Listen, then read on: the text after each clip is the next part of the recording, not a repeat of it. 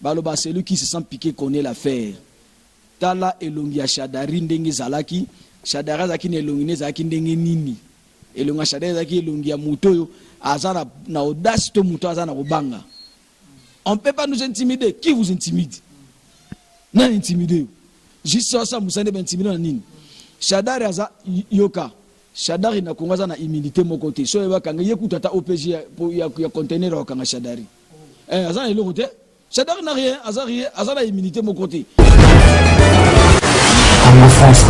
Na sima IDPS kombani bokecho sali bokoche lokola héros national. Non, au monité que d'autre part ba diplôme batangi soit disant ça ba diplôme belé, l'intellectualisme a perdu l'essence.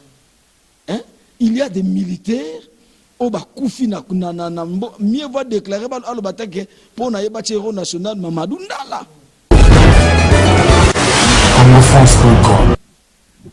Merci beaucoup, mesdames, mesdemoiselles et messieurs, amis fidèles téléspectateurs de la 3xw.congo-france.com. Merci parce que vous êtes nombreux. Vous êtes en train de nous suivre. Vous êtes partout dans le monde entier. Tika et Kimia, Engela, Omabota, Mabino. Vous êtes en Matadi, vous êtes en Kinshasa, vous êtes en France, vous êtes aux États-Unis, vous êtes en Belgique, Londres, vous êtes en émission, Nabiso, Kimia, Koloé, Engela. Omabota Mabino, émission Labino, tout sur la Pona Congo, présentée par votre humble serviteur Yannick Wenge, Moto Atona na Katine Kibonzambi. Cette émission aujourd'hui, j'ai un grand plaisir de recevoir pour vous le pasteur Miché avec lui, notre Solara, Makambu, Etali, Mboka, Nabiso Congo. Je suis avec le pasteur bonjour, aux aboyés malam ou na Katine. En tout cas, bonjour encore une fois de plus pour na Ngolo Bosalinga, Yahweh Ozonga malgré ça na pied levé, bonjour encore. Merci beaucoup. Tout comme le 30 juin, 60e année à indépendance, il y a Mbogala Bisso, on a habité lective Mbogala Bisso Lelo, 60e année anniversaire, il y a indépendance, on a habité au Koriko Kanisani, Topé Kolobani, na journée. Oui, ça 60e année d'indépendance. D'abord, on a souhaité bonne fête na Congo, aux Amboka na Bisso pe na peuple congolais nyonso. Lecture na biso eza focalisé, eza clair. Indépendance eza pays teza bato. Eza homme congolais. Sur le plan physique, homme congolais comme indépendant. Donc peut-être bato musuba ko sa ba lecture na bango na ndenge na bango. L'indépendance ce n'est pas le pays. Cela veut dire quoi? Pays ezalaki indépendant, ezalaka indépendant, mais congolais na comme indépendant. Congolais a toujours un contrôle mokobo quelque part, soit n'a qu'au parler c'est l'aspect moral, il y a homme congolais n'a comme indépendant, mais ma belende comme indépendant, mais homme congolais a toujours capturé quelque part. Donc le qu'on a loba yango on. Merci beaucoup, pardon. C'est Hollanda qui pourrait procéder, Hollanda qui discours, il y a président Fachi, tout un discours, le président Fachi a un discours, tout le monde peut Martin Fayoul peut faire un discours, on a invité réaction à eux, on a un discours, on a mis balé, mais tout le monde, il y a Martin Fayoul à lobby, Bokecho Ayambo Falende Azala, héros national. C'est normal, discours à Martin Fayoul, c'est normal comme tout un peuple congolais. Parce que Sorotali, le gouverneur, basali ba discours na bango. Donc Moutos ali atanga pe na ko sa discours na pour l'indépendance à Congo. Donc Martin Fayoul pas na droit ya sa discours na le peuple congolais ko bo salate azali député national. Azali député national, azali libre. Président Eli. Té, wana eza distraction. Eza omoni le mal c'est quoi? Parce que nous bazu pena batouté ba face à face la vérité. Fayoul a bien conscient que ce qu'il est en train de faire ce sont des aventures. Il s'embrouille dans le baboué. Fayoul a aussi la biloko yoké et tient ce qui passe là en 2011 contre Kabila et pas ça contre Félix. Oh, sur le talibé biloko minga ça le tient ce qui da sala na ngoté. Parce que tu sais que azara barbare et tient ce qui n'a parlé je suis en train de parler et tient ce de paix azara barbare Fayoul a barbare. Et tu sais que la parole comme moi sur le lobby éthical mais Fayoul le banom le basoki éthical. Exact. Donc c'est normal. Fayoul a ça l'année discours naé, c'est normal comme tout un peuple moutunyo ça libre. Ne tu pas beaucoup ça discours naé sikoyo ba tiango na Congo France ba lobby tozolo na discours ya mwana mboka notre réalisateur Yannick Wenge na niveau Djobu a souhaité discours indépendance ça l'analyse c'est tout c'est normal ce qu'il faut le recours le baquet bacha bukecho ya mboloko la nani héros ça là c'est la flatterie. Or la Bible dit la Bible nous interdit d'être des flatteurs. Yebisanga bacha bukecho ya flatterie héros national ya quoi parce que bukecho azali na mukando bukecho azwa lokola réfugié bangundiste azwa na kombo IDPS bazungunda na sima IDPS kombani bokecho asali bokoche lokola héros national. Non, au moins que d'autre part ba diplôme batangi soit disant ça ba diplôme belé l'intellectualisme a perdu l'essence. Hein? Il y a des militaires au ba koufi na mieux va déclarer ba alo batake pour na yeba héros national Mamadou Ndala. Mais il n'a pas parlé de Mamadou Ndala o abundi et tumba bengani batu. Suko on parle de qui? Donc c'est ça au moins il y a la perte de vitesse morale, perte de vitesse c'est ça. Otoko le belango bon. Pour na cas présent de lui c'est normal il y a un président a aussi le discours pour na battre se passer discours aux qui suivi partout dans le monde na même ère ils un président. So Martin Fayulu qui président tika ba vente so Martin Fayulu qui président Masaya Kikala. So qui Félix a besoin de voyager de l'Afrique du Sud. Félix a côté mon a fallu lutter. Différentes années. Félix avant Abima, ezali appel il y a état na état. Ake osala nini mais fallu la côté tambola nenga lingi. Donc bande mode biso ça va fallu tout tambo to lingi. Tout tambo to lingi baza besoin te ba tele so ba tapis soni no. Wana za ba 28 tout ce les gars étape. C'est Europe ça fallu tout monde peut Moïse Katumbi na Bemba ba rejeter discours na wana pe baza contre discours na wana. Conseil était que congolais bah rejeter discours et erreur na bango c'est leur erreur au moins ils ont compris que basala qui be erreur na Genève les loba comme regretter pour rejeter ba discours donc il faut ba assumer ba subir ba biloko basala qui be erreur parce que bosali complot contre Moutou mais Moutou va se retrouver dans la trône et ça be erreur na bango faut ba assumer ba responsabilité na bango naza conseil makasi opé sa Martin Fayulu lutter parce que Moutako PC conseil makasi c'est l'apôtre Roland Dalo oye à longwa na église na bango parce que leur église va prier qui pour le président actuel. Donc c'est son père spirituel dans le PC conseil. Tant qu'il y est déjà à boaka ligne ya ba père spirituel à sous la malédiction Moutako PC donc conseil makasi a zong en église na resenga pardon ba sambela pour naï pour des pères à ko piquer crise un jour. Merci beaucoup Moussala Nzambe tout au monde la loi Minaku oyo ça qui m'a ba désordre et tu cause la rejeter l'ensemble n'a évité réaction tout peu mal toko zala toko se pela pe to photo tika lever parce que les gens de omoni mutamabe azaka mutamabe azaka mutamabe FCC bazaka so ba kena voix oyo so bu contrer bango na oyeba ba nga basa eloko mususu ba nga do baza bongo donc baza na machine moko eloko mo basi ba vanda oyo sala ka mabe na commanditaire na yemo mo continue bango. Donc Moutamabe azaka Moutamabe lokola ba boyi loi boye basiko bazolinga ba kende na forcing ya seni. Donc vigilance il faut ça toujours na point wana. Nous encourageons beaucoup nos frères les Congolais au ba diba bazwa ki 2 jours ba kanga 2 jours basala ki mouvement manifestation pour na ko réveiller mémoire bat parce que il y a d'autres personnes balobaka na banda kuna balabala ba la rater.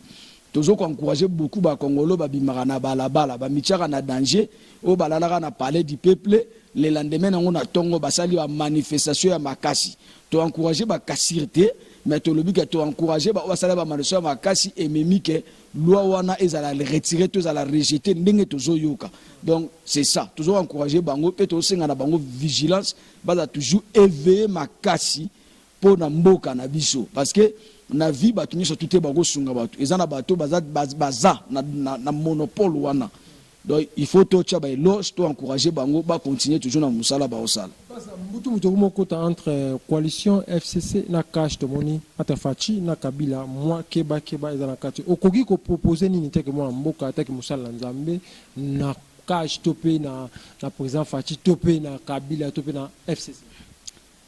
Ce qui est très important il y a ko proposer il y a proposé ça beaucoup plus. Il y a aussi la président Félix a travaillé dans la rigueur. Azaka na rigueur, na détermination na yé. Parce que il faut y bango. Ezali combien ça on ezali entre état de droit na ba mafieux. FCC eza quand ya miyibi na ko pesa exemple moko avec comme FCC ba inspecteur général à finance banda 2011 je crois balongola bango banda taona balongola ba série Adolphe Muzuta premier ministre na matata poni le ministre à finance balongola ba suspenda inspecteur basenga ni loi ni justice qui ko s'enquêter pour na bango te ezo senga avant que s'enquêter pour na bango il faut autorisation tout fait pouvoir judiciaire du colon la bango éliminer inspecteur judiciaire au contrôle la entreprise publique aux hommes on a place baza donc miyibi donc entreprise publique a eux côté bon à l'état et comment qui nango passoir munyo soya a ozo bon ndenga lingi a oyiba ndenga lingi mais le président Félix aye azongi siango à s'assurer à s'attendre que batona baza d'accord pour naïe et loko ngana osenga na ye et tant que présent et tant que chrétien parce que si moi je vous soutiens je suis en train de vous soutenir parce que vous êtes chrétien il y a ingai pananga na soutenir kayo parce que vous avez raconté mon mentor l'archbishop donc à Williams c'est un papa que j'aime et je respecte beaucoup et je respecte aussi son onction ndenga sambela pona yo les jours là ngai na zo engagement ya ko soutenir yo. Et le cause à moi en Zambie. Et l'on a travaillé beaucoup. La Bible dit soyez prudents comme le serpent et soyez doux comme la colombe. Pour na bateau, bazana volontaire que les bossos ala doux pour na bango. Pour na bateau, bazana moté mamabe pour la détruire Congo. Zana bango loko la serpent. Oyebi c'est que aux intellectuels na dictionnaire betanga na eluka ba caractéristique ya serpent. Serpent zala net, serpent zala très sévère, serpent pas zala très risé.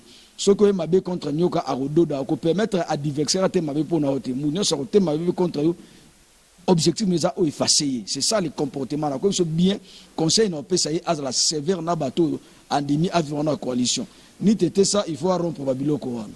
Merci beaucoup tout le monde qui arrestation à ministre et justice ba kangi pe ba bimisier et herba kanga qui ba FCC ba bela ki maboma ba ke ko réagir pas magistrat la lobi nango Atika Kibiso, éviter réaction.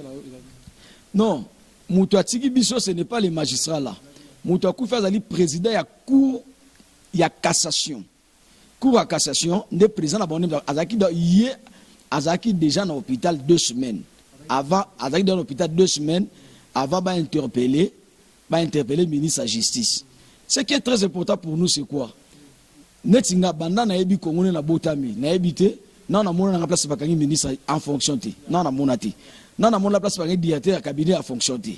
Banana ebi Congo des Congo. Kobi manaï bati kaye to bati kaye acte posé. Et ça déjà bien. L'acte là c'est louable. Au moins il faut encourager beaucoup plus nos magistrats, nos avocats. Oui, pourquoi bana danger?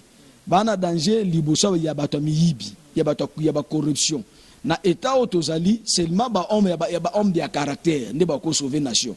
Je suis en train de parler les magistrats de caractère, des hommes intègres capables à défendre la RDC. Ce sont des magistrats na biso nde ba via Congo ezana maboko na bango na étape autozali. Ko kanga ye ezali idée kitoko ko interpeller to appuyer yango to soutenir yango parce que même biso tozaki étonné. Non, mais ça m'a tout le monde a tout le monde a réseaux sociaux, mais tant tout le monde et c'est matérialisé. Et c'est une bonne idée. Pourquoi bah interpeller? Parce qu'ils agent des faux. Là, le ministre de la Justice, il est tant qu'un avocat. Voilà comment les gens doivent se battre toujours ma bé. Étant qu'un avocat, ils agent des faux. Il est le cas l'avocat à se permettre à ça la document au nom du gouvernement. Le gouvernement est bien noté, ba débat tonté ba soli ngoté mais ya sali mukanda à côté ici na l'Assemblée nationale.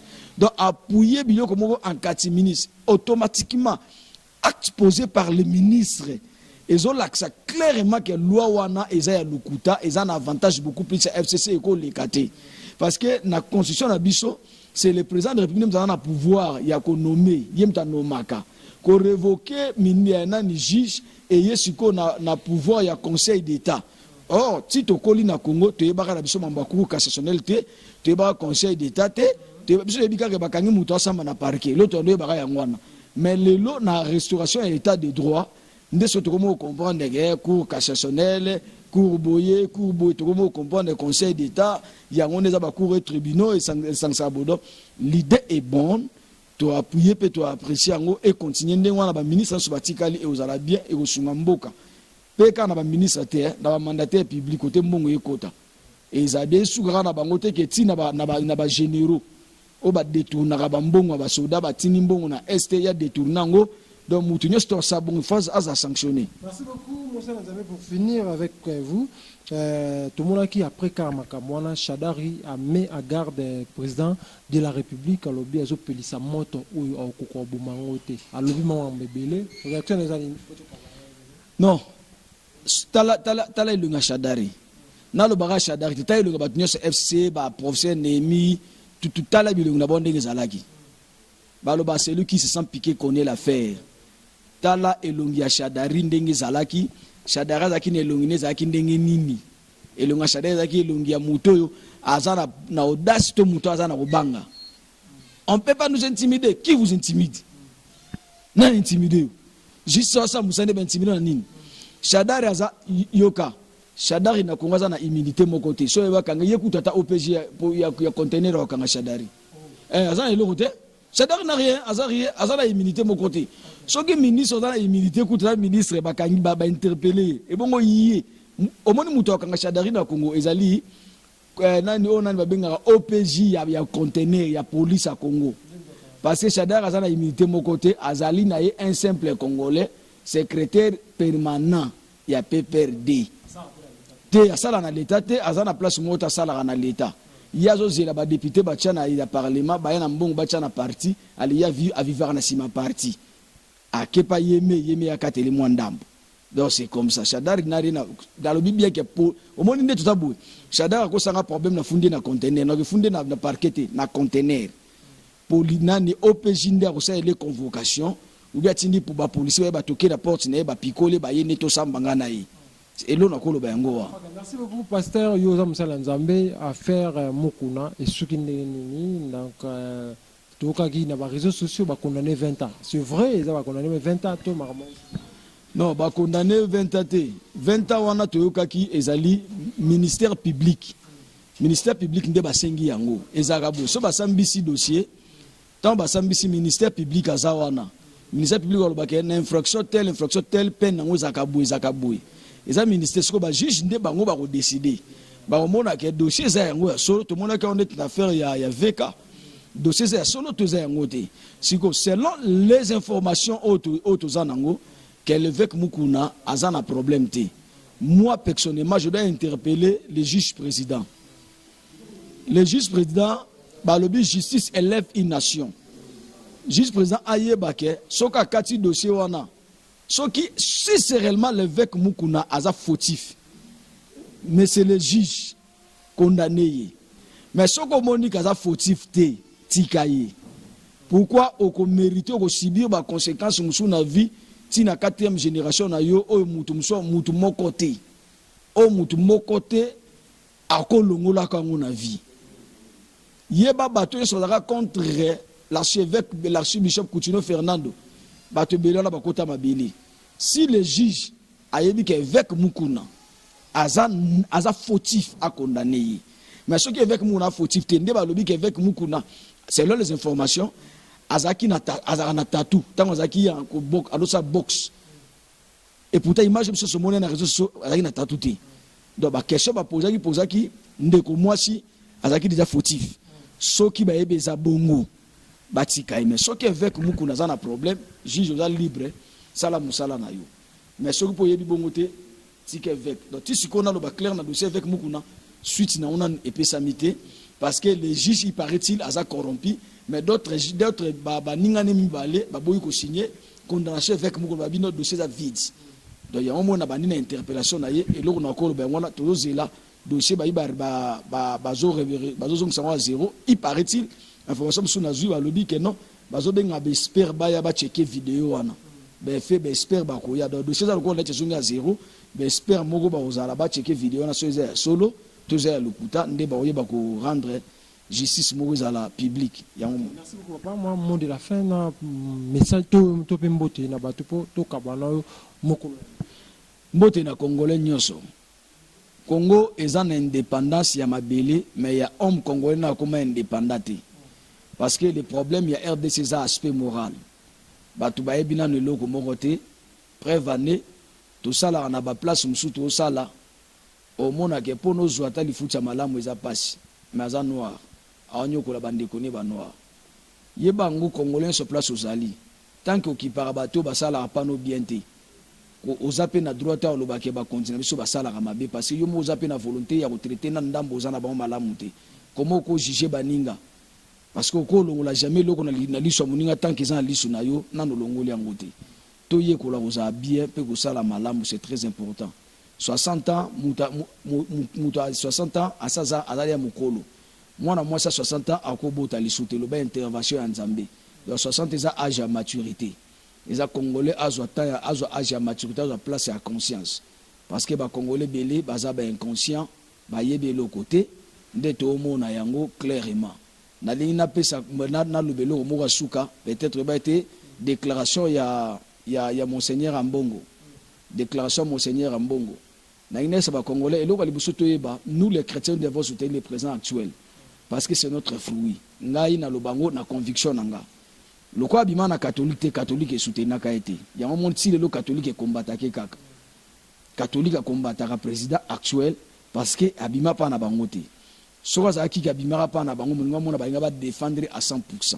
Nous aussi nous les gens de l'église de réveil nous devons les soutenir malgré babilo surtout évêque alobi ya mbongo alobi par rapport ya Esaü na Jacob c'est que atangara bible lokola journal matanga ngo lokola nini révélation te mais nous les gens de réveil qui lit la parole de Dieu comme un livre te matanga lokola révélation to yebi eloko ni nzamba lobaka pour na Jacob eloko nini nzamba lobaka pour na Jacob et suite à Jacob na Esaü zaki comment automatiquement le monsieur Esaü a souka lokola Esaü mais le monsieur Jacob a souka lokola Jacob.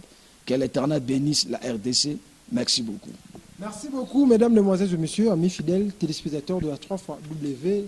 Pour France.com, ça n'est fini pour aujourd'hui, mesdames, mesdemoiselles et messieurs. Vous avez belé. Côté la émission la biso to sur la pour na Congo, vous avez les États-Unis, vous avez na Belgique, France, vous avez na Inde, vous avez na Chine, na Italie, pourquoi pas na Kinshasa, na Congo, Matadi, Lubumbashi, vous avez partout. Awape na Afrika Engele, Johannesburg, Cape Town, Durban, vous avez partout. Côté la émission la biso, tikate kimia etikala o mabota mwabino ngawabino yani kwenge moto atona ki bonzambe na zaki na songa mapona bino. Le pasteur Michel nde to silisi émission mokolo lelo tikate kimia nkolo etikala obanda kona bino.